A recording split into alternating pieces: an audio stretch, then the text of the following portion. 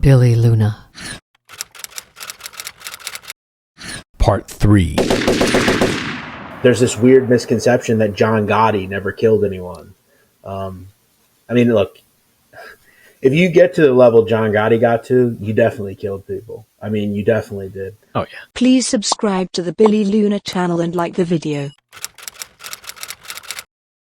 You had mentioned that you were a big fan of the film Donnie Brasco, starring Johnny Depp, about FBI agent Joe Pistone. I like the movie.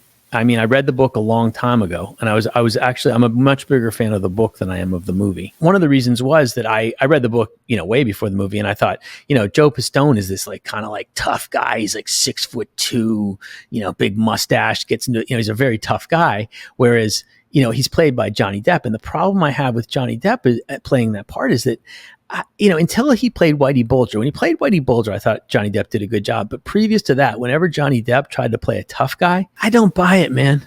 His wrists are a little too thin. He's a little too pretty. And that was one thing that always kind of stood in my way. It's like, this is not a tough guy. This is a pretty boy, Yeah, I could understand why you would say that. I mean, I think he's a great actor, though. And I don't think, in that film, he didn't have to be tough. Because, again, when you're undercover, I mean, you're not really... And I guess you'll do some little things, maybe you'll hit somebody or whatever, but you're not dishing out beatings a lot of the time. At least that you're not supposed to. I mean, he obviously got pretty deep, but I don't know. I think he's a great actor. So I mean, even in something like Blow, he was really good in that. But yeah, I think Donnie Brasco definitely has some inaccuracies, like a lot of films do. But I really like the dynamic between him and Pacino, and I would have liked to have seen them go a little deeper, but I think people have to realize, when you do a film about the mob, I mean,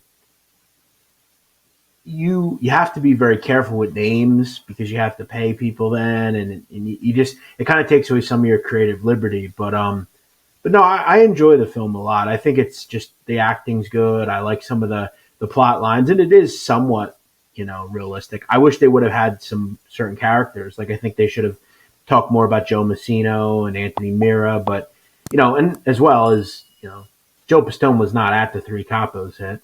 That was something that never happened. But I think all in all, it's a pretty good movie, and it's always been enjoyable to me.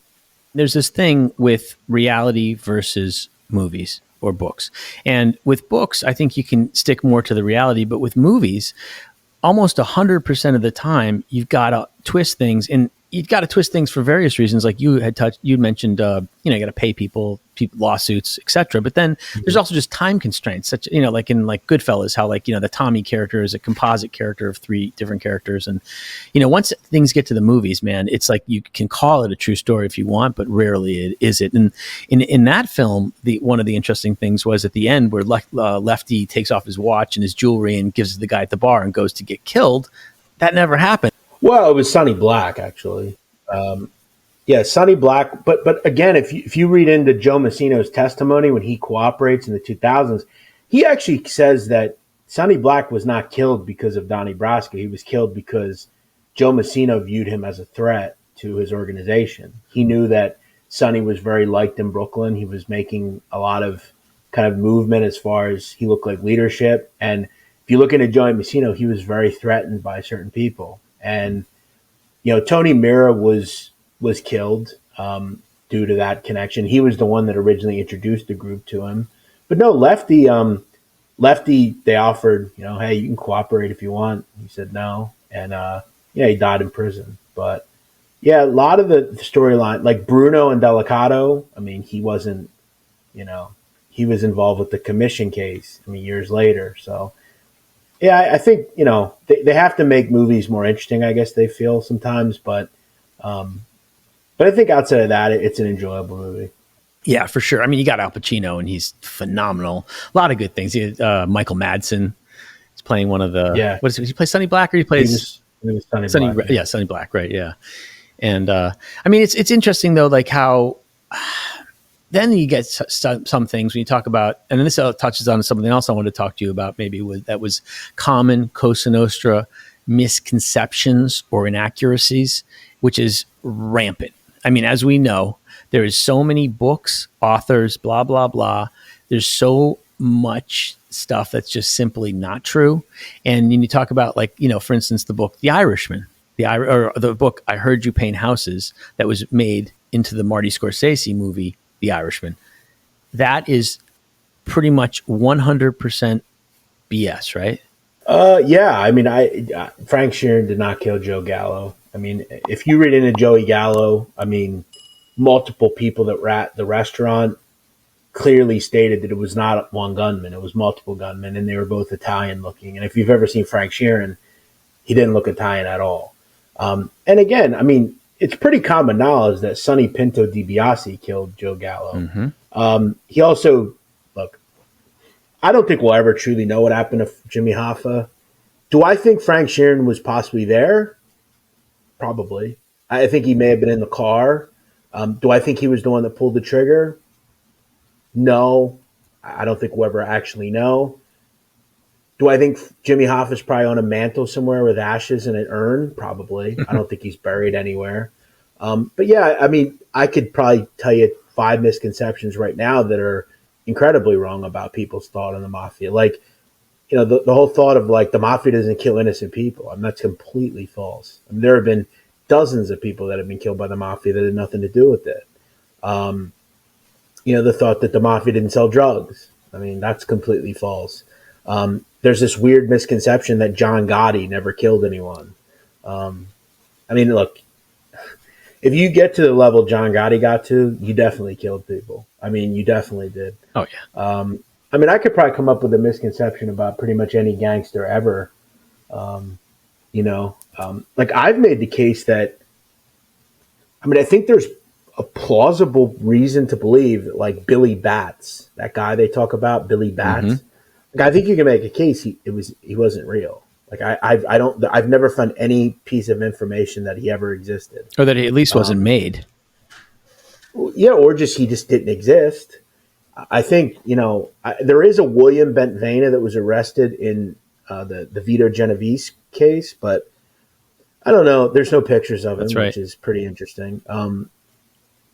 But yeah, there's also, I mean, one of my colleagues, O.C. Shorts, has talked about this a lot. There's a common conception that Lucky Luciano's called Lucky Luciano, when in reality, no one actually ever called him Lucky, ever. Ever. No one called him that. They called him Charlie or Charlie Lucky. No one called him Lucky Luciano. Al Capone is an interesting kind of look into history. I mean, if you actually look into history, have you ever heard any plausible fact that he was a made member of the mafia? Do you ever hear of any initiation? That he was the leader of a gang, like a very high level gang. And I've argued with people about this, but, like, I look at Al Capone's outfit at the time as a gang. Were they a mafia organization? I don't think they were early on. I think they were a gang. They were a bunch of people that bootlegged alcohol and ran vice and ran rackets. But did they have a initiation ceremony? I don't think. So there's a lot of them. Well, what year? I mean, like, are we talking? Because when you talk about, like, pre 1931, when Salvatore Maranzano kind of ratified the family structure, what year are we talking? Because Capone predates that generally, or the Chicago outfit at that point. Yeah, I mean, Johnny Torrio's killed he were not killed, but he steps down essentially, in, I don't know, 25. He moves to Italy, Johnny Torrio, and that's when Al Capone takes over. So you figure it's a good 5 years, 6 years. And remember, Al Capone was not in control of the Chicago outfit for very long. However, if you look into, like, 1929, there was a conference in New Jersey, in Atlantic City, which kind of references to Boardwalk Empire. The character in Boardwalk Empire, Nucky Thompson, there was a real character called Nucky Johnson. He was a real person. And he was kind of like a leader of crime in Atlantic City. And he hosted this event where Al Capone came in, and it was like a conference that they would have every couple of years, similar to the Appalachian meeting. And I guess I'm just kind of stating that I don't, or I've never heard of an initiation ceremony with Al Capone. Like, is there one? Was he more of just a gangster as opposed to a mobster? Now, I've argued with people that are very big in like history, and they say there's no way Al Capone would have risen to where he was without being made. But I mean, there's all sorts of there's a misconception right now that the mafia isn't around anymore. It absolutely is. All 5 families are around. They all have bosses. They all have capos. They all have underbosses. They may not be powerful, but they're still around. I mean, they're still moving around. And how powerful do you have to be? I mean, if you have the ability to clip somebody, it's a lot of power. Tune in next week for Jeff Nadu's Sit Down Part 4. Links to Parts 1 and 2 in the description and on the video's end screen. Billy Luna. This is Victoria Luna. Don't forget to subscribe to the channel, like the videos, and share with your mates on social media.